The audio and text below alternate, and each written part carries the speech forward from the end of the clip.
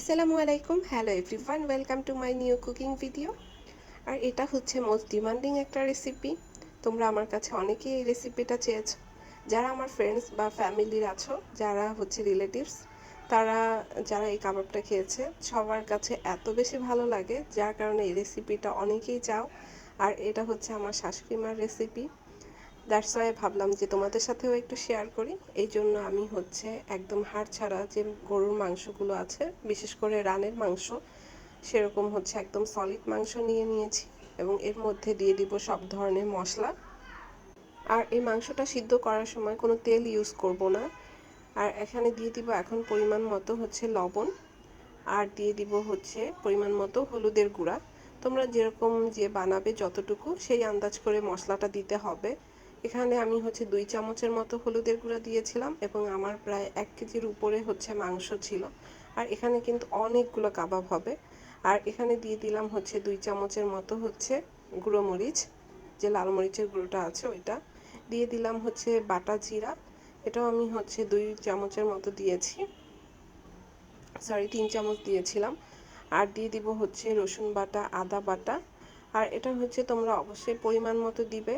আর পরিমাণটা কিন্তু বেশ ভালো পরিমাণেই দিতে হয়, যেহেতু পরে হচ্ছে ডাল বাটাটা মিক্স করব।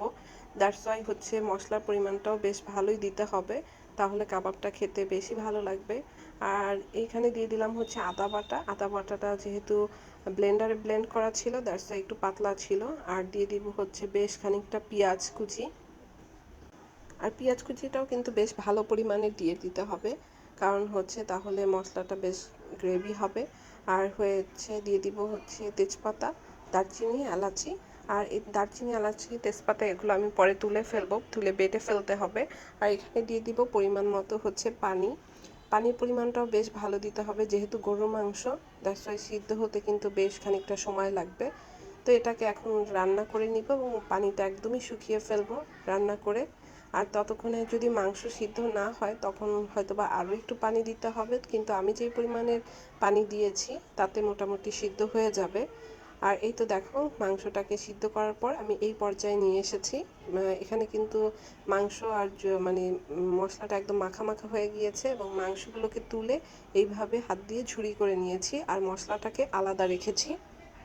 আর দেখতেই পাচ্ছ মশলার পরিমাণটাও কিন্তু বেশ খানিকটা, এটা আমি পরে ইউজ করব। আর যে বুটের ডালটা, এটাকে হচ্ছে হালকা হলুদ এবং হচ্ছে দারচিনি, এলাচি, লবণ দিয়ে সিদ্ধ করে নিয়েছি।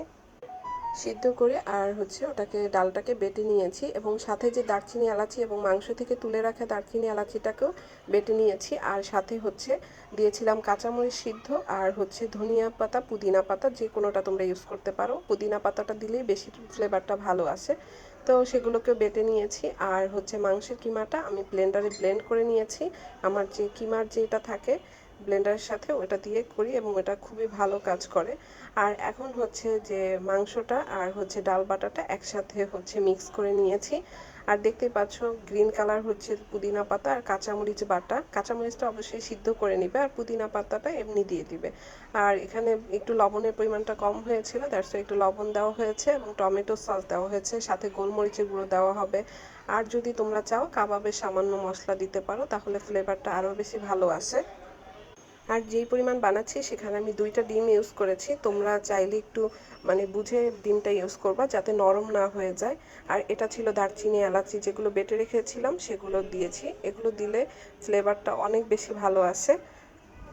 আর ডিমটা কিন্তু অবশ্যই দিতে হবে, না হলে কাবাবগুলো ভাজার সময় মানে খুলে খুলে যাবে। তো খুব ভালো করে মিক্স করে এটাকে হচ্ছে গোল গোল করে কাবাবের শেপ দিয়ে নিব। এই তো দেখতেই পাচ্ছ কাবাবগুলো অলরেডি রেডি হয়ে গিয়েছে ভাজার জন্য। এটাকে আমরা জাস্ট ফ্রোজেন করে ডিপে রেখে দিব, এরকম প্লেটে সাজিয়ে ফ্রোজেন করে রাখি, যখন খুশি তখন ভেজে খাওয়া যায়। আর তোমাদের দেখানোর জন্য আমি কিছু ভেজেও নিব।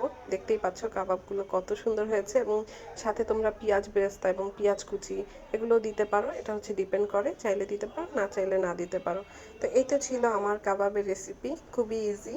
তোমাদের কাছে কেমন লাগলো অবশ্যই কমেন্ট করবে আর ভিডিওগুলো শেয়ার করবে। আজকে এই পর্যন্তই, আল্লাহ হাফেজ।